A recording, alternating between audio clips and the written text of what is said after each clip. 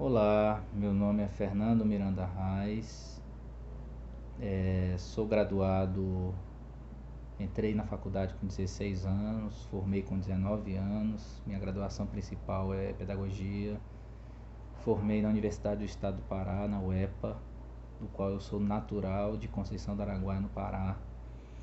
Mas depois de formado, me mudei para Belo Horizonte e comecei uma vida acadêmica extensa, né, que é o que eu estou me propondo a fazer. Então, depois de ser formado em pedagogia, eu tenho mais a formação em história, tenho a formação em letras com habilitação em espanhol e tenho uma formação em educação física. Como eu tinha feito 5 pós-graduação, tanto na área de educação, gestão, psicopedagogia, neuropsicopedagogia, educação especial. Então eu tentei fazer um projeto para já entrar num doutorado sem fazer mestrado. Então eu consegui com um projeto sobre as gírias dos privados de liberdade através de uma abordagem sociolinguística. Desde 2019, hoje eu tenho bolsa CAPES pela PUC Minas Gerais, no qual eu venho fazendo as disciplinas obrigatórias ou optativas, porque eu vou ter que fazer disciplina de mestrado e doutorado ao mesmo tempo. Atualmente eu passei em um mestrado da UFMG, no qual sou formado em Educação Física também. Então eu fiz o mestrado em ocupações. E ocupações que seria na área de terapeuta ocupacional, educação física, fisioterapia. Então, resumindo, minha intenção é pesquisar sobre os privados de liberdade nas diversas áreas específicas. Então, hoje eu estou fazendo um doutorado na área de linguística, letras, sobre a gíria dos privados de liberdade. Conheci a análise do discurso, que é do sujeito histórico, ideológico, e estou ainda tentando me familiarizar mais em relação a isso. Então, antes eu queria fazer significante e significado. Um exemplo, eu falo, o adolescente fala boi e o significado de boi na gíria deles é vaso. Então são várias vertentes que precisam ser pesquisadas, porém eu me apaixonei pela análise do discurso de um sujeito histórico. Minha intenção é fazer uma pesquisa, pegar as cartas dos adolescentes como corpos e verificar as gírias dentro dessas cartas como esse sujeito histórico ideológico. Então vamos lá, minha intenção seria falar sobre esse meu projeto, que seria a gíria socioeducativa, no qual eu tive uma publicação na revista de Sol, Discurso, Sociedade e Linguagem, atualmente. Então seria a minha abordagem para que eu estou me propondo a repassar para vocês. Não estou aprofundando sobre a análise do discurso ainda, seria mais um artigo que eu fiz literalmente para falar sobre a gíria, sobre adolescentes, sobre a privação de liberdade, sobre o léxico. Então é algo que apresenta uma das variedades presentes no léxico português, que é a gíria, falada especialmente pelo esse adolescente jovem privado de liberdade. As gírias são consideradas herméticas, logo difíceis de serem compreendidas por aqueles que não estão inseridos nesse grupo. Então, sendo realmente uma forma de proteção e identificação dos membros. O interesse por esse tema, ele vai muito além de tornar conhecida a linguagem dos privados de liberdade, mas sim em tratar a gíria como fonte criativa e significativa por parte dos seus usuários. Esse estudo ele busca, a partir do indício de uma análise realizada com o corpus léxico, são palavras e expressões utilizadas por indivíduos na condição de acautelados, né? Acautelados seriam presos, porque nós não podemos falar preso com adolescentes. Então a nomenclatura correta são acautelados, acautelamento. Mostrar de que forma esses adolescentes criam essas gírias sem conhecimento desses recursos linguísticos, né? Espera-se que essa pesquisa facilite a prática de diversos profissionais que convivem com esses adolescentes, buscando a melhor compreensão da temática. e permitindo nortear pesquisas futuras, contribuindo como uma ferramenta versátil para o desenvolvimento do processo de comunicação verbal. Então, assim, o que eu posso dizer? Na academia, na literatura em si, existem pesquisas que falam sobre a gíria prisional, então a gíria dos presos, porém não existe pesquisas que falam sobre as gírias no ambiente socioeducativo. E é uma pesquisa literalmente que é motivador para mim fazer isso, por ser uma das primeiras pesquisas do Brasil. Existe uma pesquisa sobre a gíria no ambiente socioeducativo, porém é sobre essa abordagem sociolinguística, no qual eu quero fazer diferente, eu quero fazer sobre a análise do discurso. Mas o que eu vou apresentar aqui hoje continua ainda sendo por um viés sociolinguístico. Porém, eu já estou adentrando a esse campo da análise do discurso, no qual eu vou falar sobre esse sujeito histórico ideológico, né? Então, essa pesquisa ela tem a base do projeto que eu apresentei para ingresso e aprovação, né?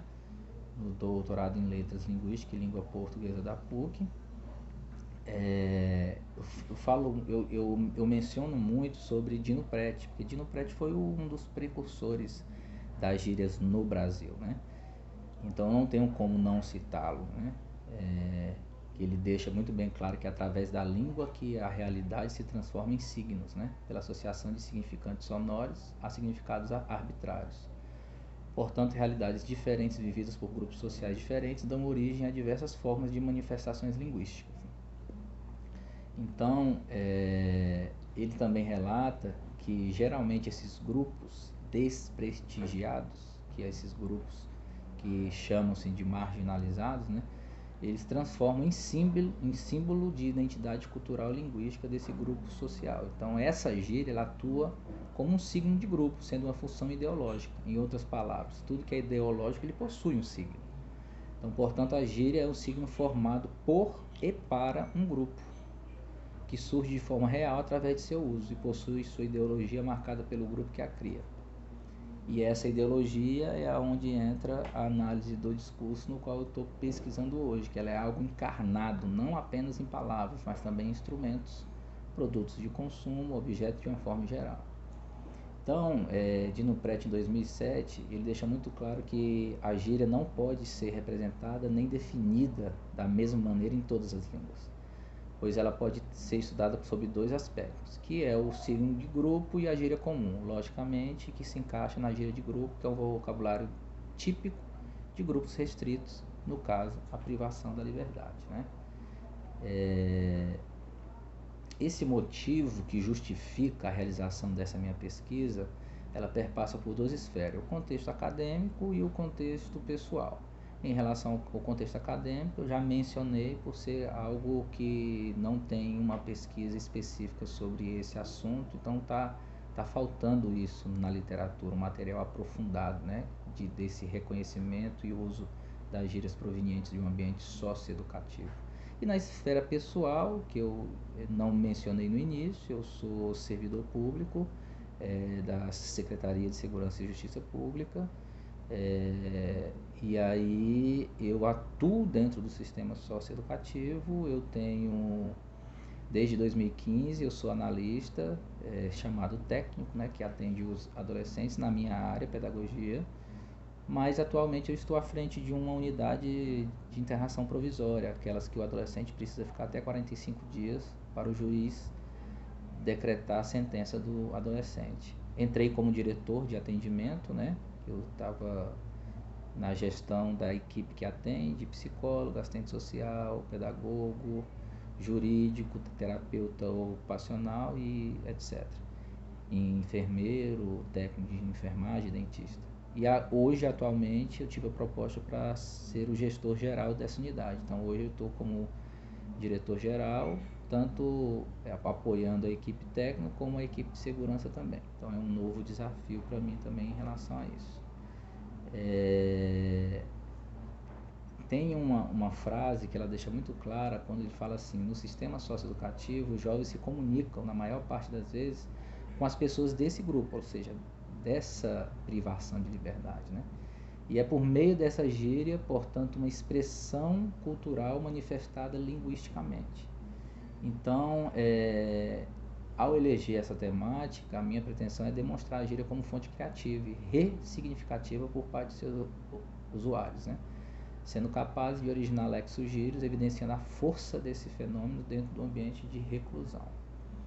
Então, nós temos vários estudiosos também, que eu posso falar sobre Cabelo, que ela menciona que a gíria é oriunda de linguagens especiais, características de classes de malfeitores. Ela faz uma pesquisa sobre isso também na área prisional. Em relação a tratar a gíria como grupo, né, que Dino Prete faz isso. Remenche, em 2003, ela fala muito sobre essa gíria prisional também, né, que é uma preocupação esotérica, o cuidado que tem com os componentes de grupo de criar sua linguagem, né, diferente, ininteligível aos estranhos e claríssima a eles próprios, né. Então a linguagem deles é uma espécie de barreira, é uma defesa, né? Então essa gíria desses privados de liberdade, ela transmite e mantém os valores, conhecimentos e realidade do grupo com uma forte tendência à concretização do abstrato, né? E outras pesquisas que falam sobre as gírias, aí eu fiz como se fosse um quadro, né, dessas gírias coletadas, como eu estou atuando diretamente com eles.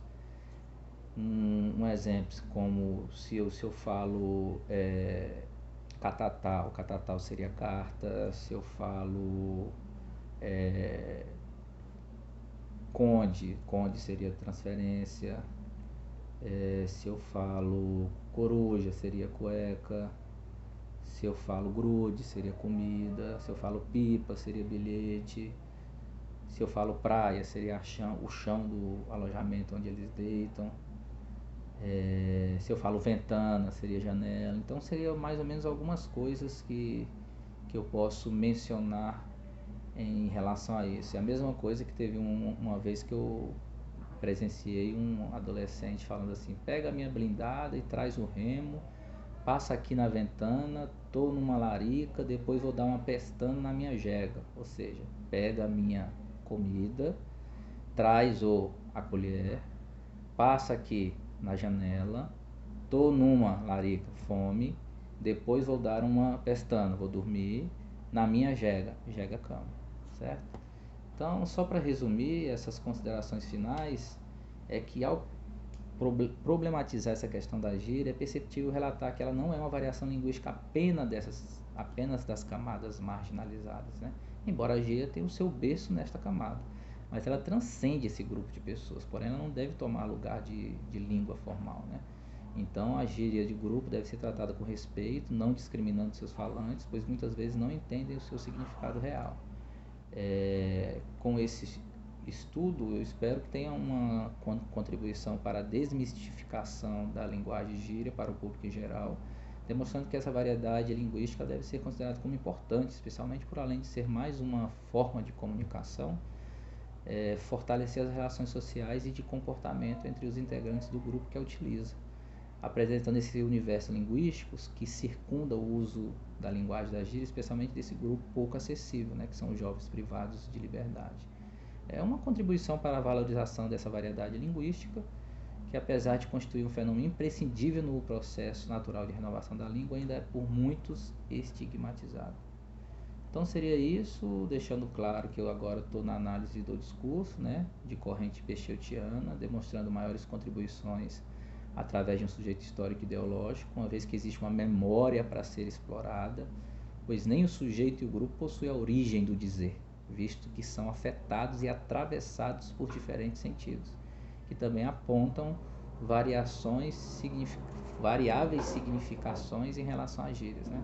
Sendo o funcionamento do inconsciente. Isso é muito importante para a análise do discurso, do inconsciente. Sendo assim, essa corrente poderá trazer muitas contribuições para uma melhor compreensão dos funcionamentos que são produzidos à margem da sociedade. É isso, muito obrigado, fique com Deus.